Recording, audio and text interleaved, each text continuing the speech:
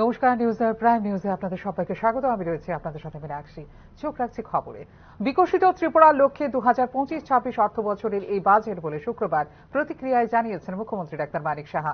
এই বাজেট সমাজের সব অংশের মানুষের জন্য বলে প্রতিক্রিয়ায় জানিয়েছেন মুখ্যমন্ত্রী। বিকশিত ত্রিপুরার লক্ষ্যে আরো এক ধাপ এগিয়ে রাজ্য সরকার 2025-26 অর্থ বছরের বাজেট উপস্থাপন করেছে। এই বাজেটে উন্নত পরিকাঠামো, দক্ষতা উন্নয়ন, টেকসই বৃদ্ধি, ব্যবসা সহজীকরণ, প্রযুক্তিগত অগ্রগতি এবং নাগরিকমুখী শাসন ব্যবস্থার উপর বিশেষ গুরুত্ব দেওয়া হয়েছে বলে শুক্রবার এক প্রতিক্রিয়ায় জানিয়েছেন মুখ্যমন্ত্রী ডক্টর মানিক সাহা। এত সুন্দর এখানে প্রকল্পগুলো ঘোষণা করেছে, যেটা Bharat Mata canteen cum night shelter, establishment of entertainment centre for intellectually disable, মুখ্যমন্ত্রী কন্যা বিবাহ যোজনা, Tripura competitive examination centre, centre for computer based examination, assistance for daughter son of army और सीएपीएफ पर्सनल, उसके बाद coaching in each sub division on science subjects in English, Tripura शस्य श्यामला scheme, मुख्यमंत्री बालिका समृद्धि योजना। तो सबगुलो मिले আমার মনে হচ্ছে এত সুন্দর একটা বাজেট হয়েছে যে আমি বলবো যে এরকম বাজেট এর আগে রাজ্যের সামগ্রিক উন্নয়নের পথ সুগম করবে এই বাজেট। একটি সমৃদ্ধ ও আত্মনির্ভর ত্রিপুরা গড়ার প্রতি আমাদের প্রতিশ্রুতি প্রকাশ করে এই বাজেট, এবং এর জন্য আমি ধন্যবাদ জানাই অর্থমন্ত্রীকে বলে প্রতিক্রিয়ায় জানিয়েছেন মুখ্যমন্ত্রী ডক্টর মানিক সাহা। মাননীয় অর্থমন্ত্রী শ্রী প্রণজিৎ সিংহ রায় যে বাজেট আজকে বাজেট অধিবেশনে পেশ করেছেন, আমি সত্যিই ওনাকে ধন্যবাদ দেব। প্রায় 2 ঘন্টার সমানে উনি মাননীয় প্রধানমন্ত্রীজি যেভাবে বলেন সবকা সাথ সবকা বিকাশ বিশ্বাস, তো এটাকে একটা সর্বাঙ্গীন বাজেট যাকে বলে সবার উন্নয়নের জন্য যেভাবে চিন্তা করেছেন, এবং সেই বাজেট কিন্তু সেখানে আজকে আমরা দেখতে পাচ্ছি। আমি এর জন্য মাননীয় অর্থমন্ত্রীজিকে আমি ধন্যবাদ দেব। এবং আমরা দেখি বাজেটের মূল 6টি অগ্রাধিকার ক্ষেত্রের উপর বিশেষ জোর দেওয়া হয়েছে, যার মধ্যে উন্নত পরিকাঠামো এবং টেকসই উন্নয়ন গুরুত্বপূর্ণ। প্রায় 2 ঘন্টার এই বাজেট উপস্থাপনের সময় রাজ্যের প্রশাসনিক শক্তি ও ভবিষ্যৎ দৃষ্টিভঙ্গির প্রতীক হিসেবে একটি গুরুত্বপূর্ণ পথ নির্দেশিকা তুলে ধরেছেন অর্থমন্ত্রী বলে প্রতিক্রিয়া জানিয়েছেন মুখ্যমন্ত্রী ডক্টর মানিক সাহা। এই বাজেটের মাধ্যমে রাজ্যে রূপান্তরমূলক পরিবর্তন আসার সম্ভাবনা রয়েছে, যা ত্রিপুরাবাসীর স্বপ্ন ও আকাঙ্ক্ষার সঙ্গে সামঞ্জস্যপূর্ণ বলে প্রতিক্রিয়া জানিয়েছেন মুখ্যমন্ত্রী doctor Manik Saha. Bureau report, news now. 2025-26 অর্থ বছরের জন্য 32,423.44 কোটি টাকার বাজেট পেশ করেছেন অর্থমন্ত্রী প্রণজিৎ সিংহ রায়। বাজেটে ঘাটতি দেখানো হয়েছে 429.56 কোটি টাকা। শুক্রবার থেকে শুরু হয় বিধানসভার বাজেট অধিবেশন। শুক্রবারই পেশ করা হয় 2025-26 অর্থ বছরের জন্য 32,423.44 কোটি টাকার বাজেট। বিধানসভায় এই বাজেট প্রস্তাব পেশ করেন অর্থমন্ত্রী প্রণজিৎ সিংহ রায়। তার মধ্যে ঘাটতি ধরা হয়েছে 429.56 কোটি টাকা। 2025-26 অর্থবর্ষের বাজেটে মূলধন ব্যয় 7.903 কোটি টাকা বলে অনুমান করা হয়েছে, যা 2024-25 অর্থবর্ষের বাজেটের তুলনায় 19.14% বেশি। 2025-26 অর্থ বছরের জন্য রাজ্যের বাজেট 32,423 কোটি 44 লক্ষ টাকা বাজেট বরাদ্দ করা হয়েছে, যা 2024-25 অর্থ বছরের তুলনায় 16.61% বৃদ্ধি পেয়েছে। মূলধনী ব্যয় 7,903 কোটি 26 লক্ষ টাকা ধার্য করা হয়েছে, যা পূর্ববর্তী অর্থ বছরের তুলনায় 19.14% বেশি। বহির্ভূত ব্যয়ের সংক্ষিপ্ত সারে পরের পাতে সংগ্রহে উপস্থাপন করা হল। Revenue account 2025-26 item B, revenue account receipt 26,416.15 কোটি টাকা। এক্সপেন্ডিচার ক্ষেত্রে 24,520.18 কোটি টাকা। সারপ্লাস A1-A2 1895.97 কোটি টাকা। Capital account receipt from loans and others including public account and opening balance 5,577.73 এবং expenditure 7,903.26, deficit B1-B2 deficit 2325.53, total receipt A1 plus B1 31,993.88 এবং deficit total expenditure A plus two B plus two plus B2 32,423.44, budget deficit C minus D minus 429.56 crore. 2025-26 অর্থবর্ষের বাজেটে রাজ্যের নিজস্ব কর রাজস্ব অনুমান করা হয়েছে 4,010 কোটি টাকা। তাছাড়া রাজ্যের নিজস্ব কর বহির্ভূত রাজস্ব 504 কোটি টাকা বলে অনুমান করা হয়েছে বাজেটে। অর্থনীতি চাকা চাঙ্গা করার জন্য মূলধন ব্যয়ের উপর আরো জোর দেওয়া হয়েছে। 2025-26 অর্থবর্ষের বাজেটে মূলধন ব্যয় 7.903 কোটি টাকা বলে অনুমান করা হয়েছে, যা 2024-25 অর্থবর্ষের বাজেটের তুলনায় 19.14% বেশি। 2025-26 অর্থ বছরে অনেক নতুন প্রকল্প ঘোষণা দিয়েছে রাজ্য সরকার। সেগুলি হলো অন্তর্ভুক্তিমূলক প্রবৃদ্ধির উপর জোর, নারীর ক্ষমতায়নের উপর জোর ইত্যাদি। এমনকি কোনো নতুন করের প্রস্তাব করা হয়নি 2025-26 অর্থ বছরের বাজেটে।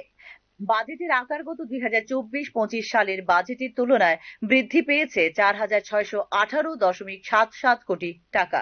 2024-25 সালে বাজেট ছিল 27,804.67 কোটি টাকা, যা 2024-25 সালের সংশোধিত বাজেট বৃদ্ধি পেয়ে হয়েছে 30,296.50 কোটি টাকা। ব্যুরো রিপোর্ট, নিউজ নাও। এদিকে বাজেটে নেই বিকল্প কর্মসংস্থানের কোনো বিষয়, বরং বিভিন্ন প্রকল্পে অর্থ লুণ্ঠনের পথ প্রশস্ত করবে এই বাজেট। সম্পদ তৈরির কোনো প্রতিফলন নেই এই বাজেটে। 2025-26 অর্থ বছরে প্রস্তাবিত বাজেট নিয়ে এরকমের প্রতিক্রিয়ায় দিলেন রাজ্যের বিরোধী দলনেতা জিতেন্দ্র চৌধুরী। 2025-26 অর্থ বছরের প্রস্তাবিত এই বাজেটকে দিশাহীন বাজেট বলেও জানিয়েছেন বিরোধী দলনেতা জিতেন্দ্র চৌধুরী।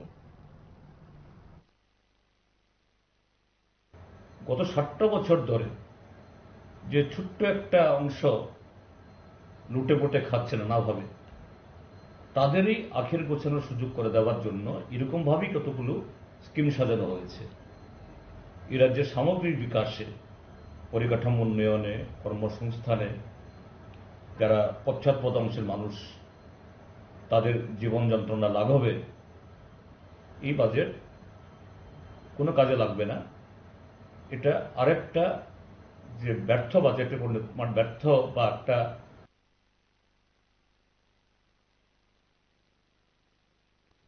কর্মচারীদের জন্য অতিরিক্ত 3% মহার্ঘ ভাতার ঘোষণা দিলেন মুখ্যমন্ত্রী ডাক্তার মানিক সাহা। একই সাথে পেনশনার্সদেরও 3% মহার্ঘ রিলিফের ঘোষণা দেন মুখ্যমন্ত্রী ডাক্তার মানিক সাহা। শুক্রবার বিধানসভার বাজেট অধিবেশনে এই ঘোষণা দেন মুখ্যমন্ত্রী ডাক্তার মানিক সাহা। 1 এপ্রিল থেকে কার্যকর হবে সিদ্ধান্ত বলে জানিয়েছেন মুখ্যমন্ত্রী। অতিরিক্ত এই 3% মহার্ঘ ভাতা বৃদ্ধির কারণে কর্মচারীদের মহার্ঘ ভাতার মোট পরিসংখ্যান দাঁড়ালো 33%। দিতে চাই এখানে আজকে এই বাজেট অধিবেশনে। এতক্ষণ তো আমরা শুনলাম আমাদের মাননীয় অর্থমন্ত্রী বিশদভাবে এখানে বাজেট পেশ করেছেন। তো এর সাথে আমি একটা ঘোষণা দিতে চাই, বিশেষ করে আমাদের ত্রিপুরা সরকারের যারা কর্মচারী এবং পেনশনাররা যারা এখানে আছেন, সকল কর্মচারীদের জন্য ত্রিপুরা সরকারের আমরা অতিরিক্ত মহার্ঘ ভাতা ডিয়ারনেস অ্যালাউন্স 3% বৃদ্ধির আমি ঘোষণা করছি। পাশাপাশি যারা পেনশনার যারা রয়েছেন তাদেরকেও আমি 3% ডিয়ারনেস রিলিফ। 2024-25 সালে রেগায় জাতীয় গড় যেখানে 49 দিন, ত্রিপুরায় তা ছিল 59 দিন। শুক্রবার বিধানসভার বাজেট অধিবেশনে প্রাইভেট মেম্বার রেজুলেশনে আনা এক প্রশ্নের উত্তরে এই কথা জানিয়েছেন মুখ্যমন্ত্রী ডাক্তার মানিক সাহা। শ্রম দিবসের ক্ষেত্রে বর্তমানে 7ম স্থানে রয়েছে ত্রিপুরা বলে এদিন জানিয়েছেন মুখ্যমন্ত্রী। বর্তমানে 242 টাকা মজুরি পাচ্ছেন রেগা শ্রমিকরা। এক্ষেত্রে উত্তর পূর্বাঞ্চলের অরুণাচল প্রদেশ এবং নাগাল্যান্ড রেগার মজুরি 234 টাকা। ইচ্ছে করলে মজুরি বৃদ্ধি করতে পারে না রাজ্য সরকার। মজুরি বৃদ্ধির বিষয়টি নিয়ে কথা হয়েছে কেন্দ্রের সঙ্গে বলেও জানিয়েছেন মুখ্যমন্ত্রী।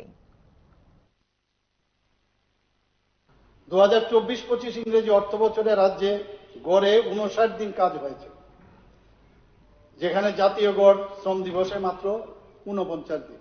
মানে সব জাতীয় গড় থেকে কিন্তু আমরা সবসময় উপরের দিকে আছি। দেশের মধ্যে গড় শ্রমিক দিবসের দিক দিয়ে রাজ্যের স্থান বর্তমানে 7ম পজিশনে আছে। আমি বলবো না প্রথম স্থানে, যেটা সত্যি, আমার কাছে যে ডাটা আছে সেটাই বলবো। এমজিএনরেগা, যেখানে আমি একটু আগে বললাম, যখন 15 দিনের মধ্যে কিন্তু ককবরকের রোমান স্ক্রিপ্ট আলোচনা পর্যালোচনার বিষয়। ত্রিপাক্ষিক চুক্তিতে এই বিষয়টি অন্তর্ভুক্ত বলে শুক্রবার বিধানসভায় জানিয়েছেন মুখ্যমন্ত্রী doctor Manik Saha. Roman script কেন ইন্ডিজিনাস স্ক্রিপ্ট নয় কেন, তা নিয়েও প্রশ্ন তুলেন মুখ্যমন্ত্রী। ছাত্রদের ভবিষ্যৎ নিয়ে কোনো আপোষ করবে না সরকার বলেও বিধানসভায় জানিয়েছেন মুখ্যমন্ত্রী ডাক্তার মানিক সাহা।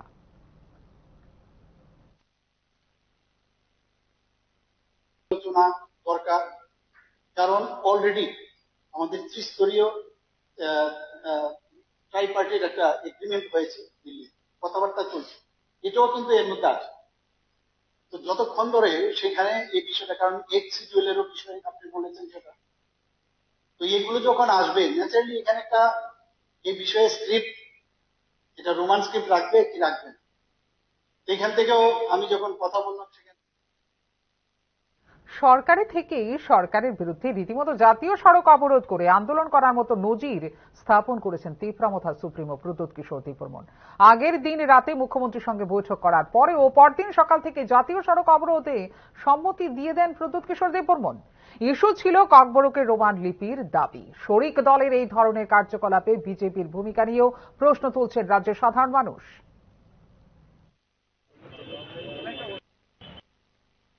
জাস্ট আমি স্কুল থেকে বোর্ডে ডিউটি দিয়ে আসলাম। আজকে ককবরক পরীক্ষা ছিল, তো পরীক্ষার দিনে যদি এরকম ধরনের পথ অবরোধ হয় তাহলে মানে আমাদের তো অসুবিধা হচ্ছে, কিন্তু যাদের পরীক্ষা, যারা এবার ক্যান্ডিডেট হতে পারে, আজকে অনেকের ককবরক নিয়ে 5th সাবজেক্ট আছে, তাহলে যদি সে পরীক্ষাটা না দিতে পারে তাহলে তার শুক্রবার বিধানসভা অধিবেশনে যাওয়ার পথে বিধায়ক সুদীপ রায় বর্মনকে আটক করে সড়ক অবরোধকারী টিএসএফ কর্মীরা সেখানে রোমান হরফে ককবরক চালু করার পক্ষে নিজের অভিমত ব্যক্ত করেন কংগ্রেস বিধায়ক সুদীপ রায় বর্মন। বামফ্রন্ট সরকার এই দাবিকে পাত্তা দেয়নি, বর্তমান সরকারও এই ব্যাপারে কোন রকম পদক্ষেপ গ্রহণ করছে না বলে প্রতিক্রিয়ায় ব্যক্ত করেন সুদীপ রায় বর্মন।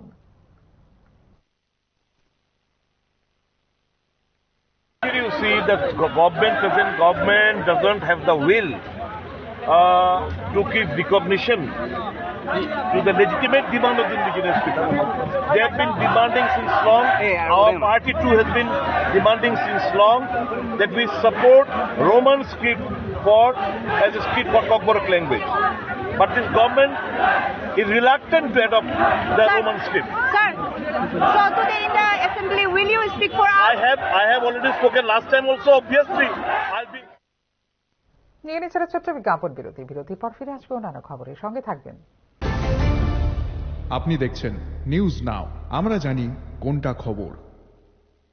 প্রথম আলো এলো শুদ্ধ সকাল, শুদ্ধ সলিলে আজ বাজালো ত্রিতাল, মন্দিরে শুদ্ধ পূজার ধ্বনি, অগ্নি শুদ্ধ হলো সিঞ্জিনী, পরিণীতা নারী তুমি অনুপমা, শুদ্ধ সোনায় সাজো হে নিরুপমা। শুদ্ধতার স্বর্ণ মন্দির, কালিকা জুয়েলার্স, আগরতলা। একটু চেষ্টাতেই দুল লেগে যায় নববধূর কানে, একটু চেষ্টাতেই মানিয়ে নেওয়া যায় বিবাহিত জীবনে। নানা অনুভূতি জড়ানো বিয়ের গয়না, শ্যাম সুন্দর কোম্পানি জুয়েলার্স। আপনি দেখছেন নিউজ নাও, আমরা জানি কোনটা খবর। বিরতির পর স্বাগত, চোখ রাখছি অন্যান্য খবরে। গণতান্ত্রিক আন্দোলনের নামে দিন দুয়েক পরপর সাধারণ মানুষকে হয়রানি করার সম্ভবত লাইসেন্স নিয়েছে একাংশ রাজনৈতিক দল। আলোচনার টেবিলকে বাদ দিয়ে সস্তা রাজনৈতিক উদ্দেশ্যে চরিতার্থ করতে কি এই ধরনের তথাকথিত আন্দোলনের নীল নকশা, তা নিয়ে প্রশ্ন তুলতে শুরু করেছেন শুভবুদ্ধি সম্পন্ন মানুষ। গণতান্ত্রিক রাষ্ট্রে গণতান্ত্রিকভাবে আন্দোলন করার প্রত্যেক নাগরিকের অধিকার আছে, কিন্তু সাধারণ মানুষকে দুর্ভোগে ফেলে আন্দোলন করার অধিকার গণতান্ত্রিক রাষ্ট্রে কাউকে দেওয়া হয়নি। জনজাতীয় অংশের ছাত্রছাত্রীদের মূল দাবি ককবরক ভাষাকে রোমান হরফের সুযোগ দেওয়া। এই দাবি নিয়ে দীর্ঘদিন ধরে তারা লড়াই করে চলেছে আঞ্চলিক দলগুলি এবং তাদের ছাত্র সংগঠন ও যুব সংগঠনগুলো। পূর্বতন সরকার এবং বর্তমান সরকার তাদের দাবিকে গুরুত্ব না দিয়ে এড়িয়ে চলেছে। গত 17 মার্চ ককবরক ভাষার পরীক্ষার পর টিএসএফ এর পক্ষ থেকে সম্প্রতি ত্রিপুরা মধ্যশিক্ষা পর্ষদে ডেপুটেশন প্রদান করেছে।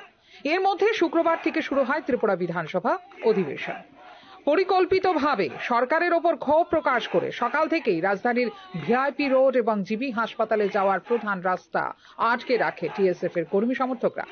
এমনকি রাজ্য মন্ত্রিসভার সদস্যরাও এদিন বিধানসভা অধিবেশনের উদ্দেশ্যে রওনা হয়ে কুঞ্জবন এলাকায় গিয়ে অবরোধের কারণে এগোতে পারেননি। শেষ পর্যন্ত তীব্র ক্ষোভ প্রকাশ করে এসকর্ট নিয়ে যেতে হয়েছে ঘোর পথে। ঘন্টার পর ঘন্টা রাস্তা আটকে রাখার ফলে নাকাবন্দি হয়ে পড়ে গোটা শহর। জিবি হাসপাতালে পৌঁছতে ঘন্টার পর ঘন্টা কেটে যায় অ্যাম্বুলেন্সের, কারণ এই রাস্তা দিয়ে প্রতি কয়েক মিনিট অন্তর অন্তর অ্যাম্বুলেন্স রোগী নিয়ে জিবি হাসপাতালে পৌঁছায়। বিশেষ করে রাজ্যের বিভিন্ন মহকুমা থেকে অ্যাম্বুলেন্স জিবি হাসপাতালে পৌঁছাতে কেটে যায় ঘন্টার পর ঘন্টা। এমনকি আইজিএম হাসপাতালে পর্যন্ত নিয়ে যেতে হয়েছে বহু রোগীকে, কারণ সার্কিট হাউস এলাকায় টিএসএফ এর রাস্তা বন্ধ করে দেওয়ায় রাজধানীর বটতলা থেকে শুরু করে বটজলা রোড, পোস্ট অফিস চৌমুহনী, উত্তর গেট সহ আইজিএম চৌমুহনী, অভয়নগর রোড নাকাবন্দি হয়ে পড়ে। তিল পরিমাণ জায়গা ছিল না এই রাস্তা দিয়ে চলাচলের জন্য। যারা বিমান যাত্রী ছিলেন তারাও সঠিক সময় মতো বিমানবন্দরে পৌঁছতে পারেনি। শেষ পর্যন্ত প্রায় 1.5 থেকে 2 ঘন্টা পর অলিগলির পথ ধরে অফিস, আদালত ও বিমানবন্দরে যেতে পেরেছেন মানুষ। একদিকে যেমন মানুষের সময় ব্যয় হয়েছে, অপরদিকে এদিনের অভিজ্ঞতা থেকে মানুষ তীব্র নিন্দা করেছে প্রশাসনের ভূমিকা নিয়েও। কারণ অফিসের সময় যদি এই ধরনের আন্দোলন প্রধান সড়কের মধ্যে চলে, তাহলে সাধারণ মানুষের কতটা নাজেহাল হতে হয় সেটা হয়তো বর্তমান সরকারের অভিজ্ঞতার বাইরে। কারণ সরকারের দুর্বলতাকে কাজে লাগিয়ে এই ধরনের আন্দোলন করার প্রশ্রয় পেয়েছে বলে অভিযোগ সাধারণ মানুষের। না হলে পুলিশ প্রশাসন দিয়ে তাদের কয়েক মিনিটের মধ্যেই ঘটনাস্থল থেকে সরিয়ে দেওয়া কোনোভাবেই কঠিন বিষয় ছিল না, কিন্তু প্রশাসন সেটা করতে পারল না। এই ধরনের ঘটনা হয়তো ট্রিপল ইঞ্জিন জমানায় রাজ্যের মানুষের কাছে এক নতুন অভিজ্ঞতা। গণতান্ত্রিকভাবে টিএসএফ এর আন্দোলন বিধান আন্দোলনের স্বার্থে আলোচনার টেবিলকে বাদ দিয়ে সস্তা রাজনৈতিক উদ্দেশ্য চরিতার্থ করতেই কি এই ধরনের তথাকথিত আন্দোলনের নীল নকশা? তা নিয়ে প্রশ্ন তুলতে শুরু করেছেন রাজ্যের শুভবুদ্ধি সম্পন্ন মানুষ। ফিরো রিপোর্ট, নিউজ নাও। এখনকার মতো এই মুহূর্তের সংবাদ এই পর্যন্ত। অন্যান্য আপডেটস দেখার জন্য অবশ্যই নজর রাখতে হবে নিউজ নাওর পর্দায়। নমস্কার, শুভরাত্রি।